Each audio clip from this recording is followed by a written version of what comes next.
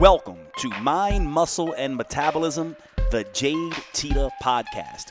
Here you get the in-depth science and practical tools needed to change your body, optimize your health, and elevate your mindset. I'm Dr. Jade Teta, and here is what I want you to know. You are different. You are as unique on the inside chemically as you are on the outside physically. And those differences matter. They matter because there is only one rule to achieving optimal health, fitness, and body change. That rule: do what works for you. My goal is to help you understand exactly how. I'm so excited you're here. Your transformation starts right now.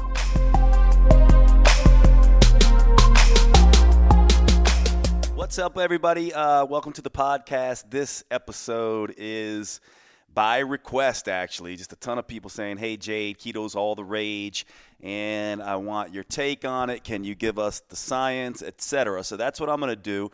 This one may be a little bit longer than what I typically do. I typically like these to be 20 to 30 minutes at the most, but I will try to do my best to keep it short. First of all, one thing to know is that I have a free course on the keto diet. It's drjade.com/keto-course, drjade.com/keto-course, that will give you a lot of the information that I may not cover here, or more in-depth information. I think it's about an hour long, maybe a little bit longer than that, of me on a whiteboard sketching all this stuff out if you want visuals.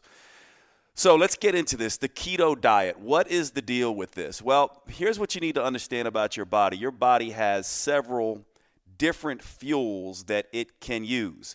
It's kind of like, if you can imagine, it's sort of like, you know, if we had a house that could pull in energy from the sun, maybe from a wind farm, maybe from an electrical grid that's burning off of coal.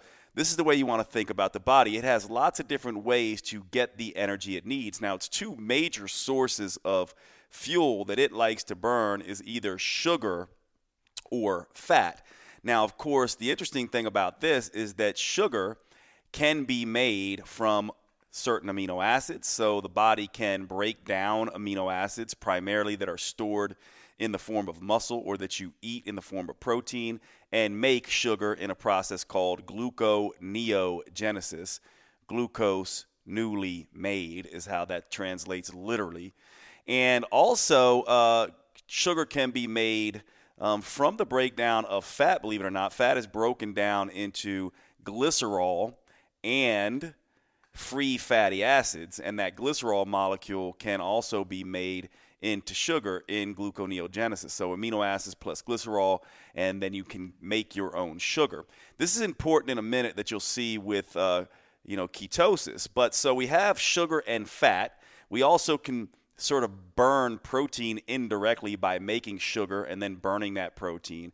And we also can, when our sugar resources dry up, we also can use fatty acids and amino acids to make ketones and then burn those ketones. Now, the interesting thing about this is that your body is actually using all of these fuels all of the time. It is burning fat, it's burning sugar, and it's burning ketones. There are certain parts of the body that will use ketones at sort of low levels, and you have ketones being produced and being burned in your body all the time. It's just how much. If you're eating a lot of sugar, the body tends to burn that sugar. If you're eating more fat, the body tends to get a little bit better at fat. If you're not eating much sugar at all, the body will need to make ketones. And the reason why is because some things, like the brain most importantly, absolutely cannot burn fat directly. It requires either sugar or ketones. And so this is where this becomes important. And the body is a great, sort of machine at being able to pick and choose its energy sources. And there are some benefits to having high amounts of ketones and switching your body over into ketones. The metabolism, a truly healthy metabolism, is a flexible metabolism, a metabolism that can choose between different energy sources. An inflexible metabolism is one that we don't want. And many people, because they live primarily on high sugar foods, high starch, which is broken down into sugar foods, they become very inflexible in their inability to use multiple energy sources. And this is pretty typical of the insulin-resistant type 2 diabetic who, as they eat more and more carbohydrates and sugars more than anything else, they have very high insulin levels. And this insulin is there to try to drive sugar into the cells so the body can use that sugar. But over time, the body goes, well, I am becoming more and more insulin resistant because I have high amounts of sugar. I need high amounts of insulin, and it becomes only able to burn sugar. It stops being able to burn fat efficiently, and then eventually, as that progresses, it even has a hard time burning sugar as well. And you can see this clinically, actually. When people come into the clinic and you do blood labs, you'll see typically they show up with high fasting triglycerides and a sort of normal to high normal blood glucose level. And then all of a sudden, as things progress, you'll see high blood sugars as well as high triglycerides. What that tells us is typically people lose the ability to burn fat efficiently first, and then they start losing the ability progressively to use sugar as well, and that ends up in a really difficult situation with type 2 diabetes. What if we could make the metabolism far more flexible so it can pick and choose between these fuel sources? That is ultimately what we are trying to do when we go on a keto-based diet. Now, here's an interesting thing to understand. Most people live in a constant state of glucose eating. They're either eating starch or sugar sources which break down the glucose, and their body learns to become efficient at glucose usage. We eat so much glucose, actually, that our body stores it away as glycogen, and we have our tanks, storage tanks of fuel for glucose tapped out, and our storage tanks for fat tapped out as well. And so we have all this glycogen stored in our muscles and liver, which is the storage form of glucose, and we have all this fat stored in our adipose tissue or our fat tissue. And most people, if you look at them, are walking around with excess fuel stored on their body and an inflexible metabolism. So a lot of what we're doing just at a high level conceptually is we are being in a position where we want to make the metabolism more flexible. Think about our hunter-gatherer ancestors. They had to live with the seasons, and because of that, they had to have flexible metabolism. So in the summer and early fall, food would be abundant, animals would be fat, starch foods would be more rich, fruits would be available. This was an eat more, exercise more time. They were moving a lot, eating a lot, and in this time they would use more sugar.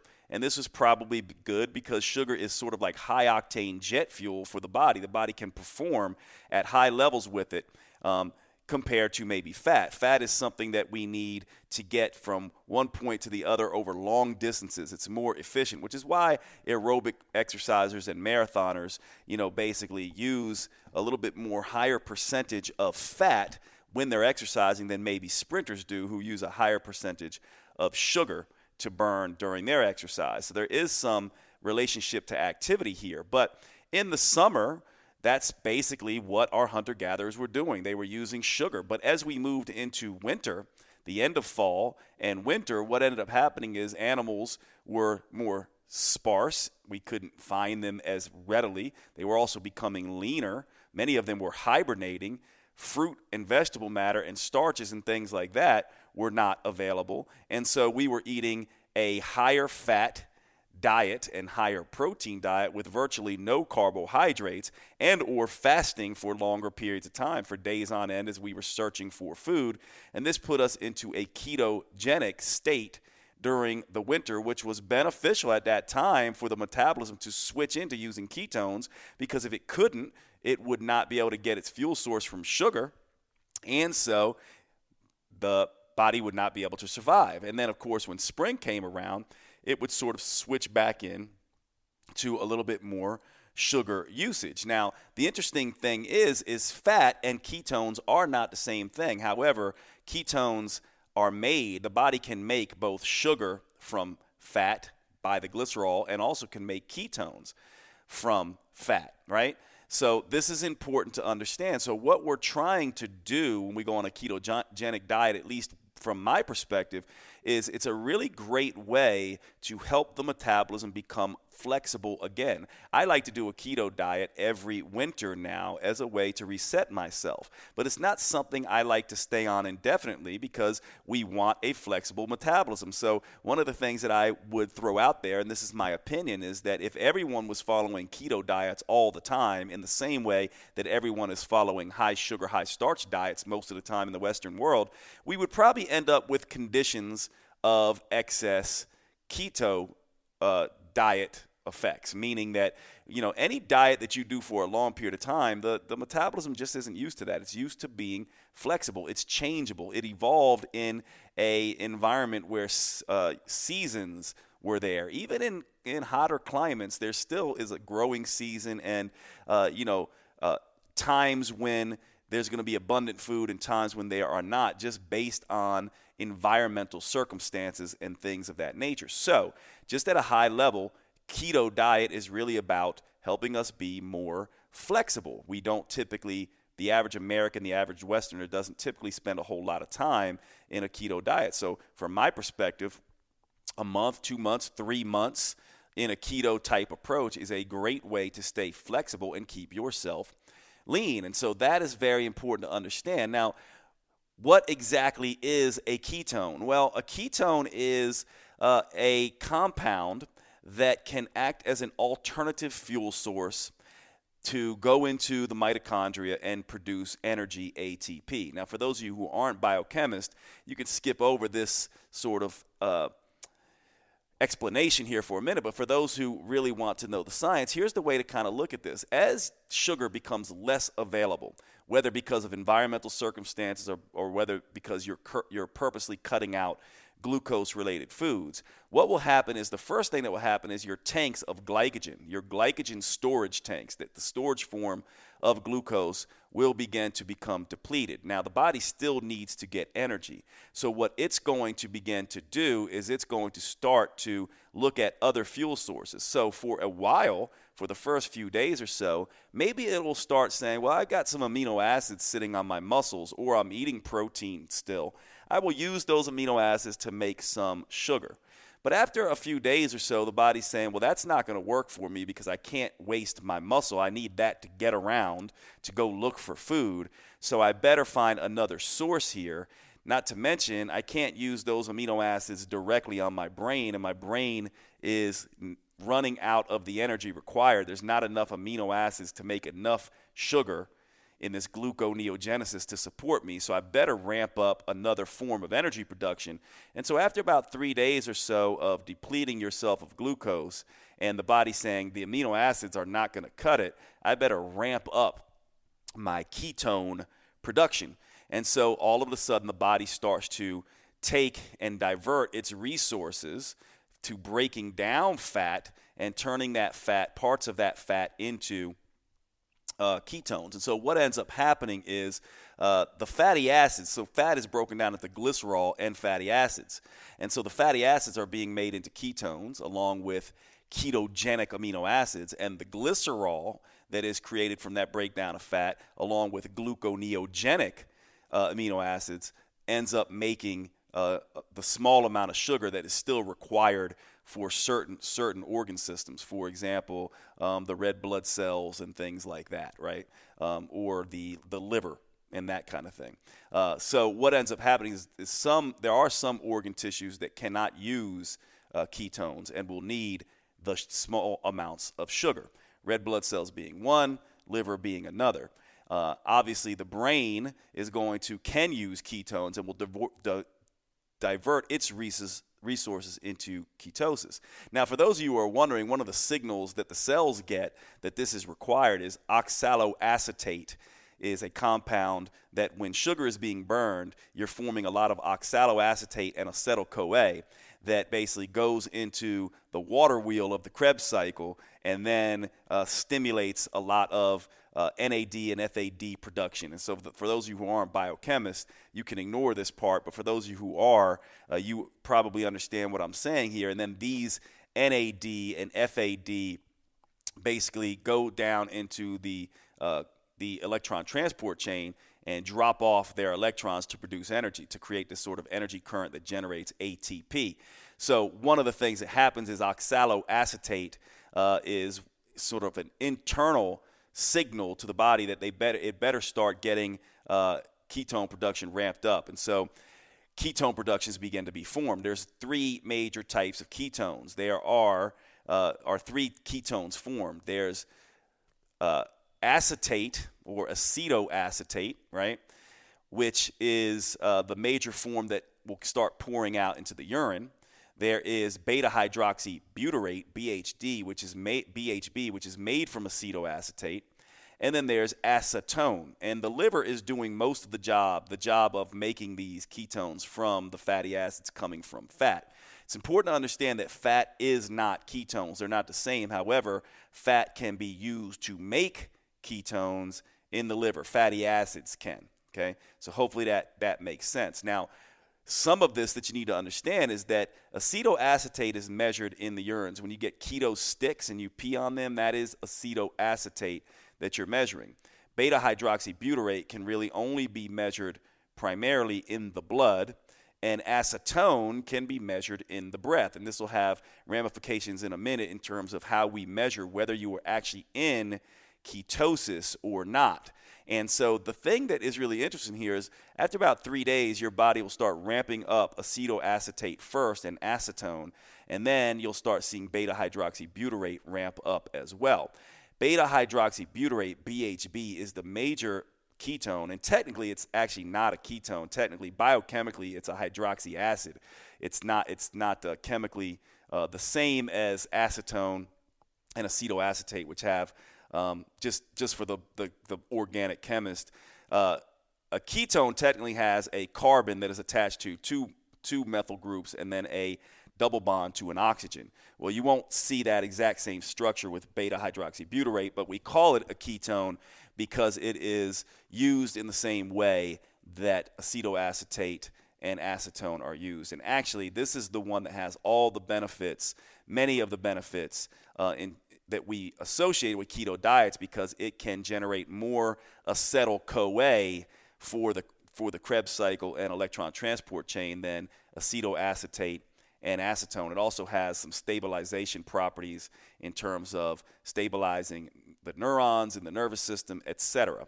So I know this is getting really complicated, but hopefully you understand, just to review really quickly, that really we want a flexible metabolism, and when the body does not have sugar available to it, it will begin to burn fat. Some of that fat will be used directly as energy, but other organ systems like the brain cannot use fat directly as energy, so then ketones are made, and ketones are then used by many different organ systems in the body, and they have benefit in terms of, in the case of beta hydroxybutyrate, can generate an awful lot of acetyl-CoA for energy production, and this is a good thing for short periods of time for the body, both for survival and health benefits, which we'll get into here in a minute.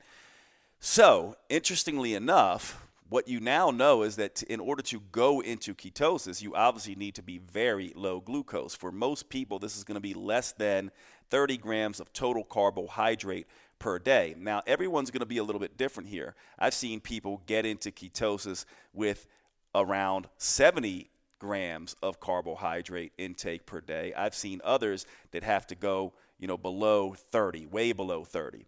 I've also seen individuals who can keep their protein intake as high as 25% or 30% of their total macro intake. And I've also seen people that have to go down to 15% protein. Now, why would protein matter, and why does this matter in terms of individual aspects of metabolism? Because obviously some people will drive more gluconeogenesis with high amounts of amino acid. The body prefers to make sugar if it can, because that's an easy source of energy for it, and making ketones is a little bit more costly for it. And so if it has enough protein, it will gladly make glucose from that. And that's why oftentimes one of the biggest mistakes people make when they go on keto diets and can't get into ketosis is because they're carbohydrate intake is too high, obviously, and it needs to be pretty low, less than 30 grams for most people, or their protein intake is a little too high. For most people, I think you're pretty safe if you're under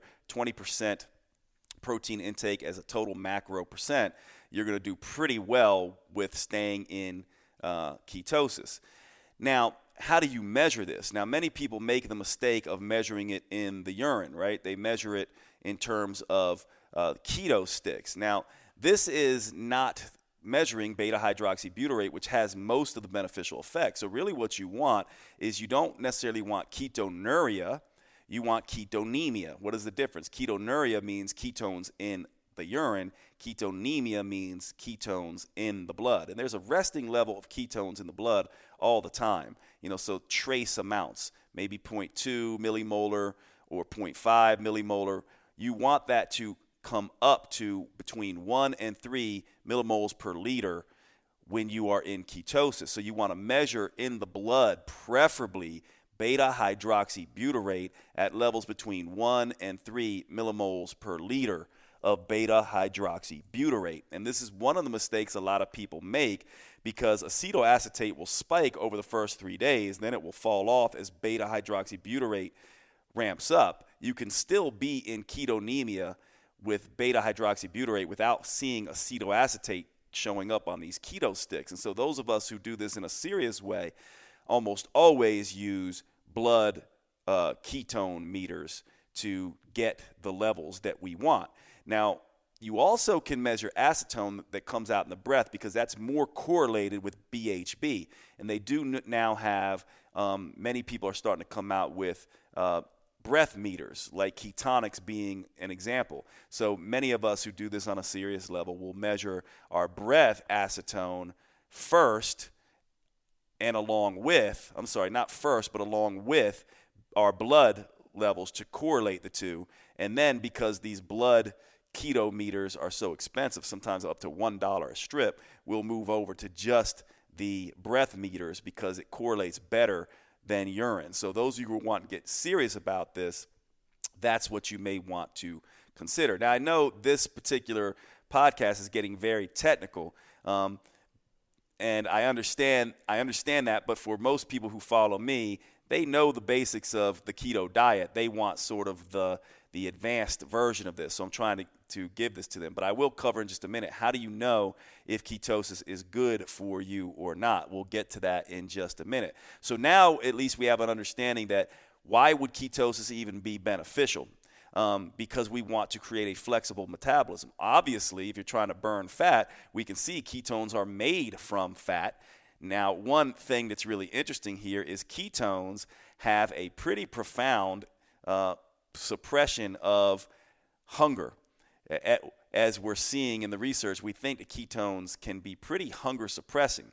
Now, fat in and of itself, this is another confusing factor here. Fat is not satiating. In fact, fat, and people always get upset about this, but if you look at the research, you'll see fat in itself is not the most satiating macronutrient. Protein is, and then fiber-rich carbohydrates probably next, and then fat. However, fat with protein is highly satiating, and once you start making ketones, that's highly satiating as well. So this is one of the reasons why people get a little bit confused about this. A protein-fat combination, which without glucose can be satiating, partly because of the ketones being released. And this is important because you have to understand you still need a calorie deficit. Keto diets do not help you magically lose weight. The reason they help you lose weight potentially is because they suppress appetite to the extent that it makes it very easy for you to achieve a calorie deficit. Not always, though, which is the reason why some people can still overeat on a keto diet. Keto diet foods, if they're doing a lot of, you're doing a lot of fat, which can be calorie rich, and if you're doing too much and overeating still, you may not lose fat on a keto diet. You still must achieve calorie deficits.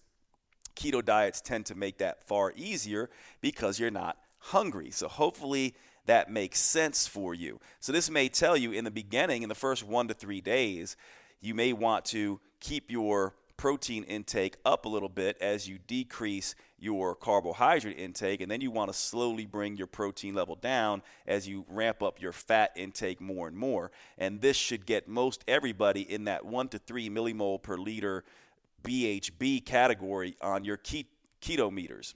So this is important to sort of understand. Now, how would you know that this is something that would be useful for you or not? This is funny, right? Because obviously we've talked about the idea that the metabolism is a compensatory device. It will compensate. It is a thermostat.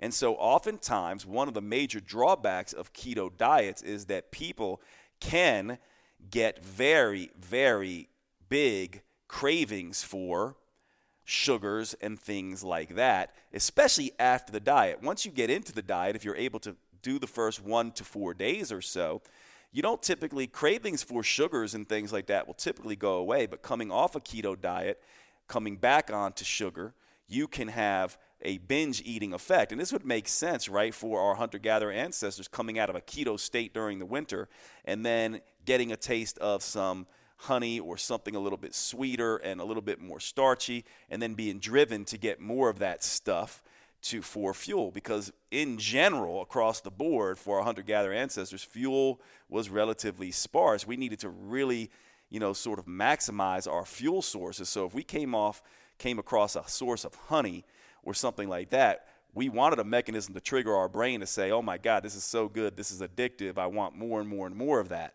Well, now in modern day, if we get that sugar after not having it for a state of time, that can trigger a lot of overeating, which is why we still have some people who go on these keto diets and then end up with extreme binge eating behavior for days, weeks, months after the keto diet, which can be really, really tricky.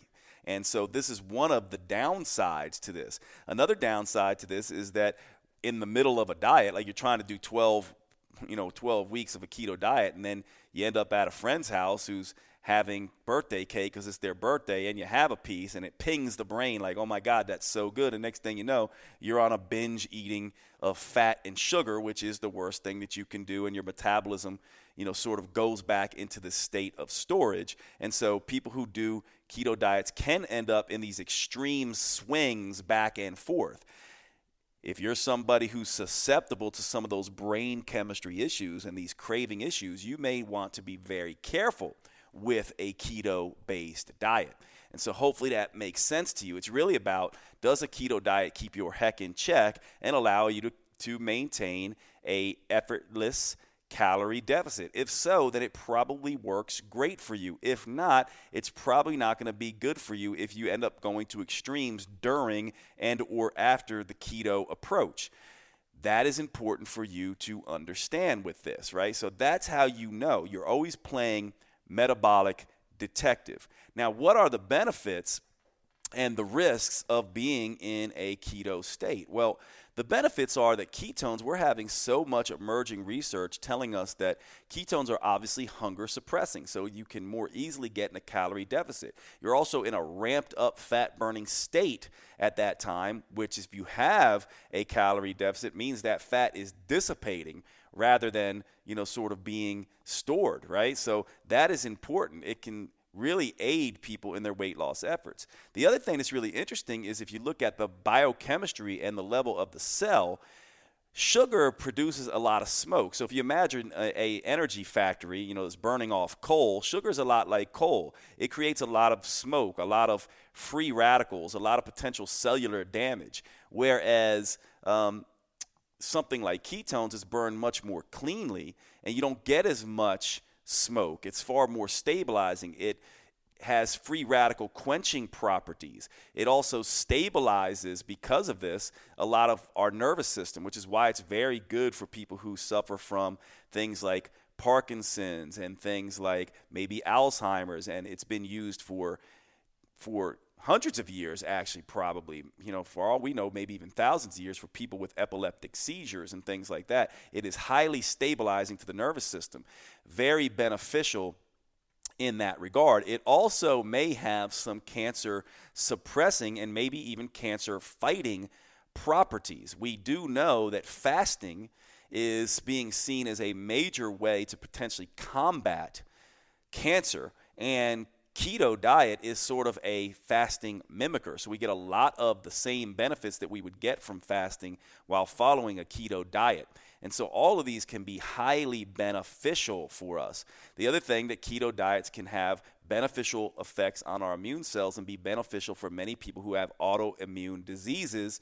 Keto diets have been shown to potentially be effective there, at least in clinical practice I've seen this. And we're even starting to see that they can be beneficial for things like acne and all of those kinds of things. So putting yourself in a different metabolic state for a period of time and letting your metabolism get more flexible can have profound benefits for people when they're doing a keto diet. Now, what about the downsides? Well, a lot of times people get confused with what is ketosis and what is ketoacidosis. Understand that when you move into ketosis, nutritional ketosis is what we call this. What is happening is blood sugar levels are dropping, insulin levels are dropping, while ketone levels are going up. This is a highly beneficial state for the metabolism to be in and a normal state for the metabolism to be in. Obviously, we went into ketosis periodically throughout the year as hunter-gatherers, and probably most winters, especially when we were living in environments that had a real winter. But even in tropical settings, you're going to go into ketosis at times when food was not available for whatever reason. And so that is a very beneficial, this nutritional ketosis is very beneficial. However, if you're someone with a damaged metabolism, and by damaged metabolism I mean you are very insulin resistant, your pancreas is damaged to the effect that you are type 1 diabetic with damaged beta cells in the pancreas and not making insulin, and or you're in a position where you are so insulin resistant that blood sugar levels stay high in the blood, then what happens is you can, in these particular situations, end up where blood sugar stays high while insulin is high in the case of type 2 diabetes, or low in the case of type 1 diabetes, and you end up with high blood sugar and high ketones. This is potentially a bad thing, or ketones that go way over the limit of maybe 5 millimoles per liter. Although I have seen people that are really in nutritional ketosis at about 10 actually, but once you're going to see very, very high ketones in ketoacidosis. And what ends up happening is these ketones can change the acidity of the blood. It gets far more acid than it's supposed to, and that can be life-threatening. But that is a very different thing than ketosis, nutritional ketosis, versus ketoacidosis. So monitoring your blood sugar along with your ketones, you should be able to understand this. Almost no one who has a healthy, flexible metabolism will ever get into ketoacidosis. These are only people with diabetes. Now, that being the case, many type 2 diabetics end up really able to cure and heal their diabetes from a keto-based diet, and they never get into ketoacidosis either. So ketoacidosis is a state of a disease state. Nutritional ketosis is a very healthy state of the metabolism. So that is very important to understand. Now, really quickly before I end this, what about these keto esters and keto salts and medium chain triglycerides and these keto supplements? Should you be using those or not? Well, here's an interesting thing to understand. If you add in keto salts, which when you see keto supplements on the market, they're almost, in the research, you have two types, keto esters and keto salts. Keto esters seem like in the research they do a better job of getting us into ketosis and can have some of the beneficial effects that metabolic ketosis or nutritional ketosis gets us into. It can get us there a little quicker. Keto salts can do it as well, right? Keto salts can do it as well. But the interesting thing is that think about what you're trying to train your body to do. You're trying to train your body to be flexible, to be able to make ketones and use those ketones effectively, both make and use. Well, whenever you put ketones in, and basically these keto salts are basically beta hydroxybutyrate combined with calcium or potassium, magnesium, that kind of thing, and then you eat these, and then the body takes them in and then uses it as energy. But if you are using these exogenous, right? Exogenous means from an outside source. Exogenous keto salts, your body is not making endogenous ketones to the same degree that it would, right? Endogenous meaning making from the inside, exogenous meaning getting from the outside. That is a theoretical concern here in terms of the benefits of this particular diet.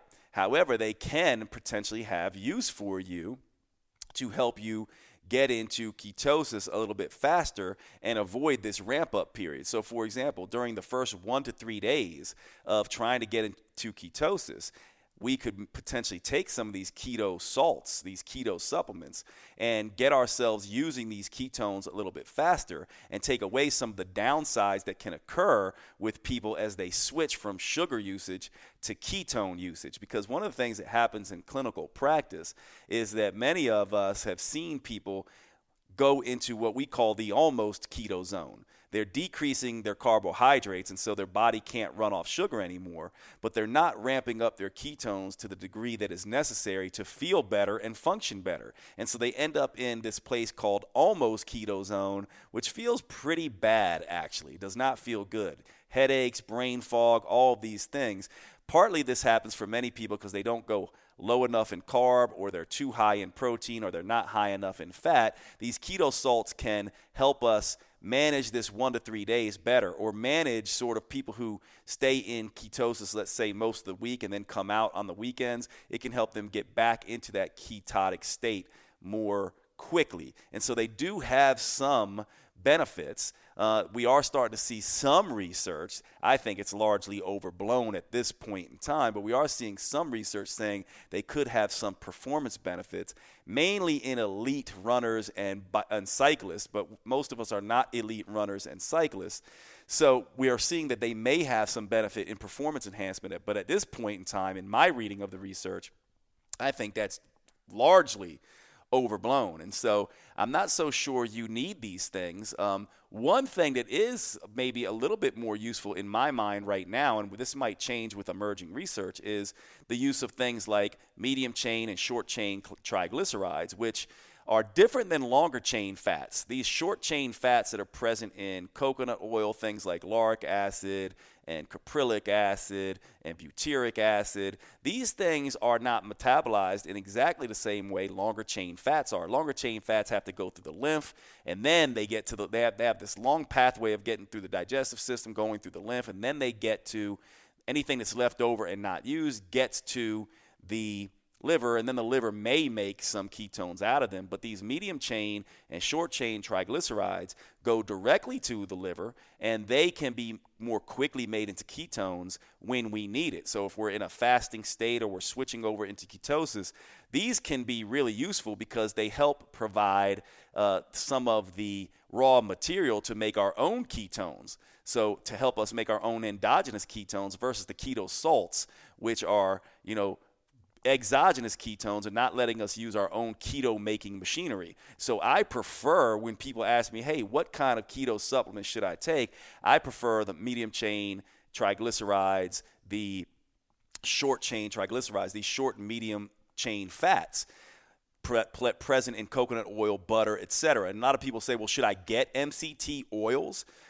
The benefit of that could be that caprylic acid tends to be a little bit faster in its ability to make ketones based on some of the information we have. But the truth of the matter is that coconut oil and butter do a great job. And this is where some of you who don't understand what people are doing with butter in their coffee and coconut oil and things like that are doing, what they're doing that primarily for this effect. These things can have energy producing effects in the body when we are in low sugar states. Now, when we're not in low sugar states and we're not in a ketotic state, whether or not these are benefit or not is debatable.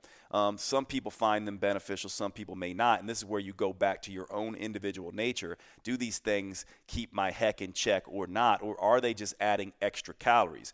Ultimately, in the end, we're doing all of this so that we can achieve two things: metabolic hormonal balance and flexibility, and a sustainable, effortless calorie deficit. So why would we just be adding these things in for the hell of it? We're adding them in so that we can have flexible metabolism, balanced metabolism. How do we know that? Hunger, energy, and cravings, sleep, mood, exercise performance, exercise recovery will all be in check, and a sustainable calorie deficit. How do we know that? Well, we're losing fat and inches, right? And so we have to look at these things in context. You don't necessarily want to just add these things in for no reason. You want to have a reason for doing them. But from my perspective right now, there's really no need to be doing keto salts. Keto esters really aren't available yet on the market. But there's no real need to do keto salts unless you're just someone who's like, I'm training really, really hard. I notice the difference when I take them. But you may find more benefit from the medium chain triglycerides because they activate our own machinery to make these ketones, right? So I know this is a big, long, I'm talking super fast and I'm rambling on, etc. But I wanted to do this really quickly because so many people were talking about it. Now, if all this is confusing for you and you want sort of the whole thing over again, go over to drjade.com/keto-course, drjade.com/keto-course, and you will get more of this information. But just to sum it up, here's ultimately what we're talking about here. Why would we want to do a keto diet in the first place? Because having a flexible metabolism that can run off sugar when it needs to, and fat when it needs to, and ketones when it needs to, and use amino acids to make different fuels when it needs to is highly beneficial. We want a flexible metabolism. Our body is built for that. And so there is benefit to spending time in a high sugar state and a high training state at times, like our hunter-gatherers did. And there's benefit at times to being in a ketosis state, nutritional ketosis state, like our ancestors did at times. This has benefit for our DNA, has benefit for our brain, has benefits for fat loss, has many benefits. This is what the metabolism likes to do. It likes to have this changeable metabolic state. So that is highly beneficial. Now, we also have to understand that fat and ketones are not the same thing. Fat can be made into ketones, right? Fat can also be made into sugar. Remember, fat is split. Triglycerides are the way we store our fat. That is split into glycerol and 3 fatty acids. The 3 fatty acids can be made into ketones. The glycerol can be made into sugar. This is what we want, actually. This is how we burn our fat. And our body will not begin to burn that fat substantially until it is convinced all its sugar resources are gone. So that's part of the benefit of this. There are 3 ketones formed in the body: beta-hydroxybutyrate, acetoacetate, and acetone. The one that has the primary benefits, makes the most energy, contains the most energy, and has the most stabilizing and balancing effects on our metabolism is beta-hydroxybutyrate. That is primarily measured in the blood. And it does correlate more closely with acetone, which is measured in the breath, than acetoacetate, which is measured on keto sticks. And so that's why you probably, if you want to get serious about this, use either breath measuring devices and or the blood measuring devices to measure ketonemia. Then we have to understand that we want 1 to 3 millimoles per liter showing up on our, so that we are in ketosis. We know that we are in ketosis and we're getting the benefits. We want to avoid almost keto zone by making sure that our sugars are low enough and our amino acids are low enough and our fat is high enough to generate this metabolic state. Just think about what would you be eating if you were, on the tundra, walking across the tundra. Every once in a while, you might find a fatty moose or something like that. You might have stored some fat away, some lard away back at your hut, and you might be eating any of the foliage that is around, barks and green leafies and, grasses and things like that. But you're certainly not going to find tubers growing around. You're not going to find fruits going around. You're not going to find a lot of sugar things around. You're going to be either eating very lean animals, very fatty animals, or roughage. That's the kind of stuff you're going to be eating. So you want to duplicate that for your keto diet. Those are the things you want to kind of keep in mind. Supplements, keto supplements are not necessary. They can have some benefits. Experiment with them. They can perhaps be a benefit for you. And medium chain triglycerides are probably the best way to do this and sometimes the most enjoyable way. And by the way, I'll say this: if you're going to start this, do not start keto salts and medium chain triglycerides in high amounts quickly. Notoriously, this will cause digestive upset. The same way you don't want to start eating a huge amount of fiber if you haven't done it before, but that will cause some digestive upset. So move slowly into these supplements. Make sure you are measuring your blood sugars. Is blood sugar coming down? Is ketones going up? That's the most ideal state. A low blood sugar and high ketones is the most beneficial state here. And for those of you who are dealing with health concerns that you think a keto diet may be beneficial for, then you just want to make sure that you know this is working for you if your hunger, energy, and cravings are in check while you're on the diet, and it doesn't cause binge eating behaviors during the diet, being 4 days on ketones, coming off because you're binging, or then after the diet, having spent 2 months in ketosis and then coming out in 4 months in binge eating behavior. These are all the things that you want to keep in mind. So I know that this was very technical. I hope those of you who stuck with it got something out of it.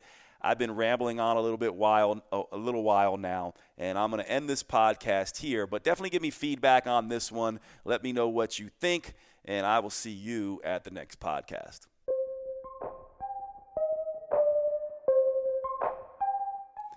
Pop it in real quick just to say thank you so much for your interest and support of the JadeTeta.com podcast. I am bringing back by popular demand the live Q&A calls I used to do back in the day, where you can get on live with me, ask your question directly, and have me answer it in full. Questions about thyroid and adrenal health, autoimmune disease, any health condition, belly fat, muscle building, performance enhancement, you name it, we are going to cover it on the Q&A podcast. If you'd like to be on these live Q&A calls with me and speak to me directly, all you need to do is become a patron of the podcast. You can go to www.patreon.com/Jade Teta. That's www.patreon.com/Jade Teta. Become a patron of the podcast. I would greatly appreciate your support, and you'll be able to access me live to answer all your questions in depth. Thanks again for your support. See you on the podcast.